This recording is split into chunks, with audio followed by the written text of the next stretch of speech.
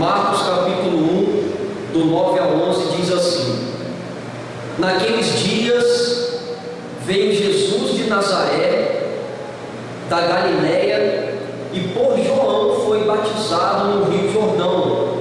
Logo, ao sair da água, viu os céus rasgarem-se e o Espírito descendo como pomba sobre ele. Então foi ouvida uma voz dos céus: Tu és o meu Filho amado, em ti me comprazo. Irmãos, eu peço que, por gentileza, fiquem com as suas Bíblias abertas, porque nós vamos voltar ao texto durante o sermão. Cantai, exultai, o Messias chegou. Dissiparam-se as trevas, a aurora raiou. Essa é a primeira estrofe do hino A Chegada do Messias, que nós vemos aqui no nosso cenário, Novo Cântico, de número 54, onde os adoradores de Cristo celebram a sua gloriosa e salvadora chegada, seguros que o reino de Deus foi inaugurado. O Evangelho de Marcos é uma narrativa escrita por João Marcos entre o ano 62 a 69 depois de Cristo. Marcos escreveu esse Evangelho aos gentios para mostrar quem de fato era o Senhor Jesus Cristo, a sua vida, a sua obra num tempo de forte perseguição. No sermão passado, capítulo 1, versículos de 2 a 8, vimos que a vinda do grande rei, ela foi pré-anunciada profeticamente por um precursor, por João Batista, onde Marcos, ele atestou que as profecias acerca dele foram cumpridas e a sua mensagem foi fielmente pregada, e que as bênçãos que foram preditas por João, elas são reais na nossa vida. O texto de hoje ele está inserido ainda no prólogo, na introdução do livro, capítulo 1, do 1 ao 15. Marcos, então, ele antecipa de maneira resumida todo o seu evangelho ao narrar a preparação e a aprovação de Jesus para o seu ministério em 3 eventos. O primeiro, o surgimento de João Batista, como nós vimos na última pregação. O segundo é o batismo de Jesus, do 9 ao 11. E o terceiro é a tentação de Cristo no deserto, que vai do 12 ao 13. Hoje veremos que o batismo de Jesus, realizado por João Batista, inaugurou um reino escatológico, um reino que anunciou o fim dos tempos, que abriu os últimos dias. Logo, meus irmãos, este fato, essa verdade é o que nos assegura que o reino do Senhor já vive, que nós vivemos esse reino e que ele já foi inaugurado. Nós vamos ver aqui uma passagem que trata acerca do batismo de Jesus Cristo, acompanhando toda a sua história sendo narrada por Marcos, e hoje nós veremos acerca do batismo de Cristo. Dessa forma eu proponho o seguinte tema: a inauguração do reino de Deus. Por que podemos afirmar que o reino de Deus foi inaugurado no batismo de Jesus? Podemos afirmar porque no batismo de Jesus, em primeiro lugar, os céus foram rasgados acima dele. Por favor, olhe para a sua Bíblia, versículos de 9 a 10, parte A. Está assim: naqueles dias veio Jesus de Nazaré, da Galiléia, e por João foi batizado no Rio Jordão. Logo ao sair da água, viu os céus rasgarem-se. Olha que visão e que acontecimento tremendo, meus irmãos. O texto começa dizendo que nos dias de Jesus, João ainda estava batizando. Jesus então ele veio de Nazaré, na região da Galiléia, e foi até o Jordão para ser batizado por João. Imagina, o rei do universo sendo batizado pelo seu servo. Marcos, embora cite João aqui, ele o retira de cena para começar a apresentar Jesus, aquele que é mais poderoso que João, o prometido pelos profetas e aquele quem seria o inaugurador desse reino. Jesus tinha aproximadamente 30 anos aqui e veio de Nazaré. Ele não veio de uma região chamada Qumran, e ele também não veio da Índia, como alguns afirmam. Jesus, nesse tempo em que o Evangelho se cala, dos seus 12 até os 30 anos, estava em Nazaré, com a sua família. E ele veio então de Nazaré para ser batizado.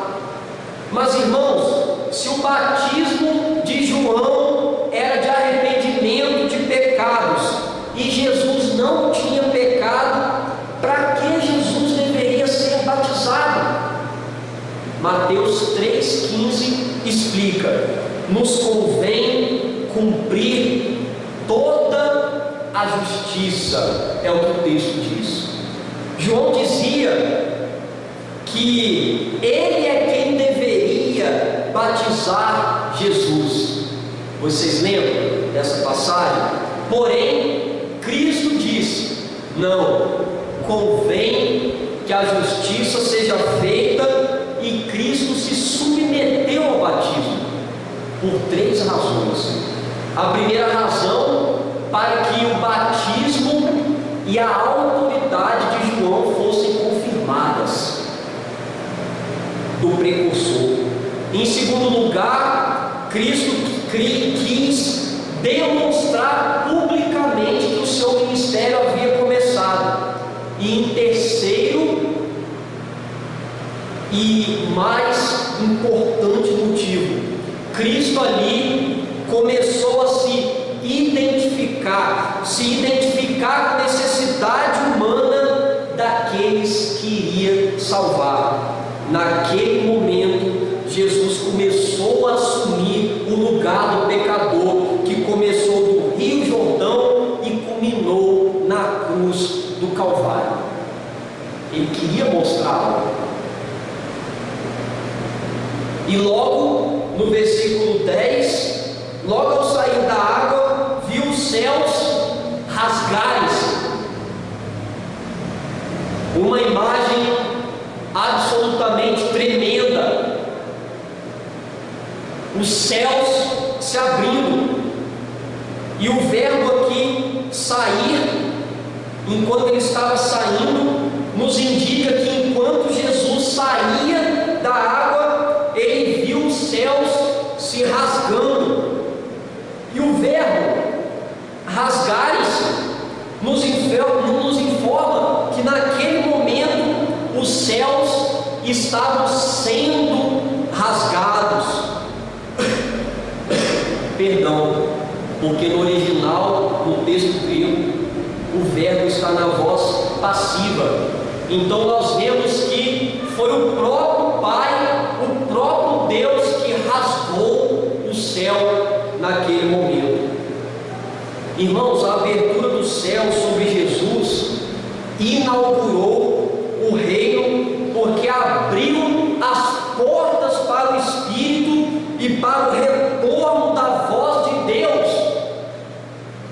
Haviam aproximadamente 400 anos que Deus não se comunicava diretamente ao homem, que ele estava mudo, não se revelava diretamente ao homem. E quando o céu se rasga, o Espírito desce e se ouve novamente a voz, e abre-se um período de graça por meio de Cristo, em quem Deus revelou a si mesmo.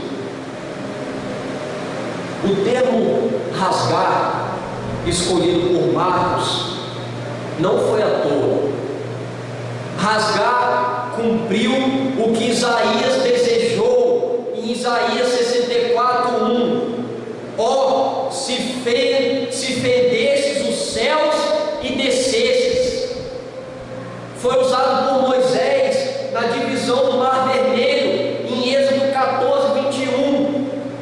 E quando ele fendeu a rocha, em Isaías 48:21. Como também na divisão ao meio do Monte das Oliveiras, no dia do Senhor, Zacarias 14:4. Ele também usa o termo ao dizer que a cortina do templo rasgou-se em duas partes, de alto a baixo, em Marcos 15:38.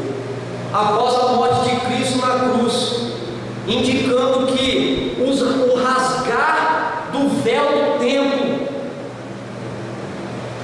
aquilo que separava o homem de Deus, uma separação entre Deus e o homem, não haveria mais para todos aqueles que crescem em Cristo, se arrependessem dos seus pecados. A inauguração do reino começou com um cataclisma, com uma visão extraordinária, revelando uma nova era de salvação que estava chegando com Cristo no seu batismo. Nós estamos meditando, irmãos, no tema, a inauguração do reino. Além da abertura dos céus, nós podemos afirmar que o reino foi inaugurado no batismo de Jesus, porque, em segundo lugar, o Espírito Santo desceu sobre ele. Olhe para a sua Bíblia, por favor, no versículo 10, na parte B. Está escrito assim: e o Espírito descendo como pomba sobre ele. E o Espírito descendo como pomba sobre ele. O céu se rasgou e o Espírito desceu. Após a abertura dos céus, vemos que o Espírito Santo desceu sobre Jesus. Muitos acreditavam que quando o Messias viesse, ele seria provido com o Espírito Santo. O Espírito desceu em forma corpórea, como pomba, como está em Lucas 3:22, sobre Jesus. Mas há algo interessante aqui. A preposição sobre, no grego eis, nos mostra que o Espírito não desceu e ficou apenas sobre ele. O Espírito desceu nele e o Espírito o encheu dentro dele. É o que a preposição ela quer dizer. Enquanto ele estava sobre Jesus, o Messias era ungido, preenchido e equipado para o ministério. Irmãos, e por que Cristo, sendo divino, necessitava da unção do Espírito?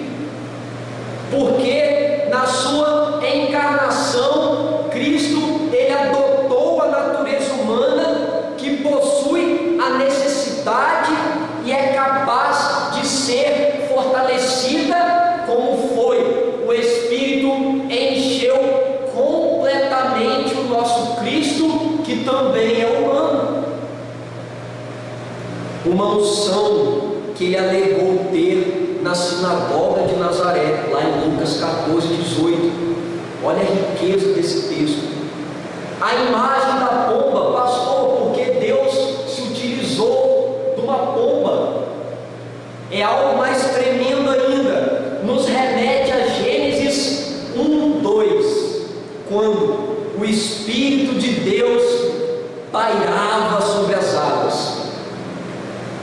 O verbo pairar no original significa chocar, vorejar, como é traduzido em Deuteronômio 32:11, para descrever o voo de uma águia. O Espírito Criador que pairou sobre as águas da criação, na nova criação em Cristo, ele pairou sobre o Messias para dar início a uma nova era de salvação, nos assegurando que o reino foi inaugurado. Olha que doutrina gloriosa! O Espírito Criador que estava em Gênesis estava em Cristo no seu batismo. É por isso que Paulo, em 2 Coríntios 5:17, diz: se alguém está escrito em Cristo, é nova criatura, as coisas antigas se passaram, eis que tudo se fizeram novas. Quando o homem crê, é salvo, se arrepende dos seus pecados, ele é uma nova criação, nova criatura em Cristo. As coisas antigas ficaram para trás. Não há necessidade de você fazer qualquer tipo de ritual, qualquer tipo de coisas que te remetem, vamos dizer, ao passado, para que você possa se libertar daquilo. Uma vez que você nasceu de novo, você é uma nova criação. As coisas antigas se passaram, eis que tudo se fez novo. Não há necessidade de você ficar fazendo nenhum tipo de hipnose ou coisa desse tipo para voltar ao seu passado, na expectativa de consertar as coisas. O processo de recriação começou em Jesus, e nós, como alvo, como Paulo escreveu aos Efésios, nós somos o alvo dessa recriação. Quanto à antiga maneira de viver, vocês foram ensinados a despir-se do velho homem, abandonar o velho homem que se corrompe por desejos enganosos, a serem renovados no modo de pensar, e a vestir-se agora do novo homem, criados para ser semelhante a Deus em justiça, em santidades provenientes da verdade. Efésios 4:22-24. Irmãos, nós estamos meditando no tema a inauguração do reino. Foi isso que aconteceu no batismo de Cristo. Além da abertura dos céus e a descida do Espírito, podemos afirmar que o reino foi inaugurado no batismo de Jesus, porque, em terceiro e último lugar, uma voz dos céus falou dele. Olhe para a sua Bíblia, apenas o versículo 11. Então foi ouvida uma voz dos céus: tu és o meu filho amado, em ti me comprazo. Olha que afirmação tremenda. Em seguida, a descida do Espírito, nós temos a voz de Deus de novo, o discurso divino, o Pai falando diretamente ao Filho, onde todos que estavam ali ouviram. E Deus declara bem assim: tu és o meu filho amado, em ti me comprazo. Essa foi a declaração. Aqui nós vemos 3 afirmações da voz de Deus em relação a Jesus. A primeira é: tu és meu filho. Marcos cita o Salmo 2,7: tu és meu filho, eu hoje te gerei. É o Novo Testamento citando o Antigo Testamento, dizendo que tanto o Novo quanto o Antigo é uma única palavra de Deus, e não tem como você dividir os testamentos, porque ele é uma só palavra. E Marcos diz, os Salmos 2,7, e ele diz esse salmo provando o entronamento do rei de Israel e a sua própria divindade. Cristo aqui é posto no trono e é falado do próprio Pai, que ele é um com o Pai por geração eterna, aquele que compartilha plenamente a essência divina com o Pai e o Espírito. Uma informação, uma declaração grandiosa. A segunda afirmação é amado. Está escrito aí, amado. No grego a expressão é o amado, que significa que o amado é o mais amado, o privilegiado, o escolhido de Deus, o Senhor Jesus Cristo. Onde Marcos usa Gênesis 2,22 ao identificar Jesus com Isaac, o filho amado de Abraão, alvo maior e perfeito e eletivo do amor do Pai. Uma palavra remete ao Antigo Testamento. Desde a eternidade, o Filho era o objeto inextinguível, de inextinguível prazer do Pai. Aquilo que o Pai mais ama é o Filho, e o Pai declara aqui no batismo. A terceira afirmação é: em ti me comprazo, onde Marcos cita outro texto do Antigo Testamento, Isaías 42:1, que diz assim: eis aqui o meu servo, a quem sustenho, o meu escolhido, em quem a minha alma se compraz. Pus sobre ele o meu espírito, e ele promulgará direito aos gentios. É uma profecia que estava no Antigo Testamento e que se cumpriu aqui no batismo, com essa declaração maravilhosa do Pai, dizendo: em ti eu me comprazo. Deus está declarando, irmãos, que o Rei Jesus é o Messias posto na cruz para salvar os eleitos de Deus, e essa salvação dos eleitos de Deus é o que alegra o seu coração. Mas pastor, como que o coração de Deus pode se alegrar com Cristo sendo pregado na cruz? Ele que é o alvo maior do seu amor. É porque por meio do seu sacrifício ele não salvaria apenas, ele não levaria apenas Cristo ao trono, ele que já está ao trono, mas apenas não ressuscitaria Cristo em glória, mas salvaria todos os seus filhos em Cristo, aqueles que nele creem. E isso alegra o coração do Pai.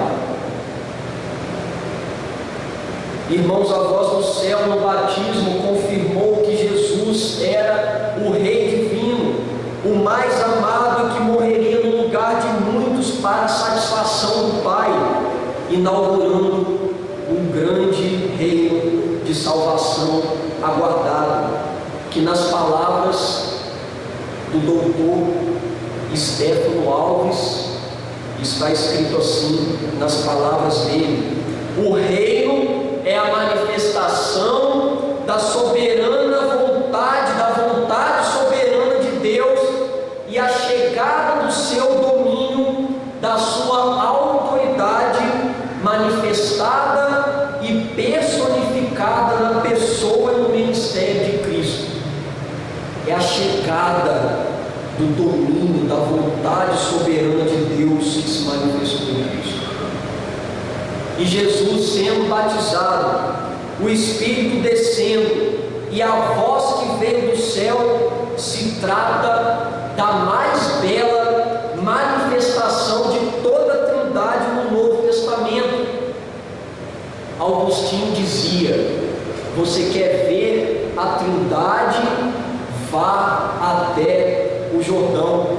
No Jordão, no batismo de Cristo, as três pessoas cooperam na capacitação de Cristo no batismo, assim inaugurando o poderoso reino salvífico do Senhor, onde o Pai elege os seus, Cristo morre por eles e depois o Espírito vem ao nosso encontro para nos salvar.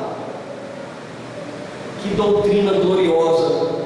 A salvação pela Trindade, eles cooperando para a nossa salvação, e isso se manifestou na capacitação de Cristo, na inauguração do reino.